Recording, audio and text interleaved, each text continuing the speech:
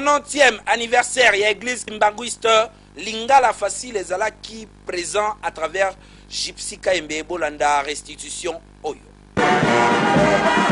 Église kimbanguiste esalaki célébration ya 90e anniversaire ya mbotamana yango awa na kati ya cité sainte ya Nkamba Nouvelle Jérusalem kobanda mokolo ya mercredi le 6 avril ti dimanche ya le 10 avril 2011 avec impact d'idéologie.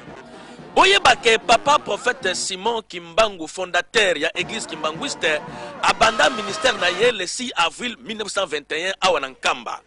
Ba fidèle kimbanguiste ba utaki na mokili mobimba parce que to monaki ba représentant ya église ya ba pays lokola ya Afrique, ya Europe, ya Amérique pe ya Asie.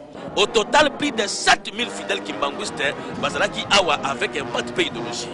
Sikoyo boyoka lokole ya vice-gouverneur ya province ya Bakongo de Yonkusu Kisalume Banda représentant ya gouvernement congolais parce que azalaki na kati ya masolo. L'autorité il faut prendre davantage conscience. Il y a ce qui représente Papa Simon Kimbangu du point de vue spirituel. Donc, le peuple nous soit évolué. C'est substrat culturel. C'est-à-dire le substrat culturel chez nous, il est en même temps le substrat religieux. Donc, ceux qui parlent de comprendre que je crois que les ans mois passent.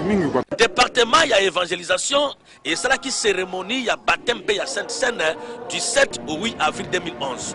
Somme na mobilisation et salema qui parce que ba cérémonie nyo somi balé oyo et salema kaka na ba fête il y a le 6 avril il y a le 25 mai il y a le 12 octobre il y a vula nyonso pour na ba kimbanguiste liseki ezalakate na ba cérémonie oyo po baptême par exemple ezali ko sunga po ete nombre ya ba fidèles et ba kisama na liste ya 22 millions ya ba chrétiens kimbanguiste oyo bazalaka déjà.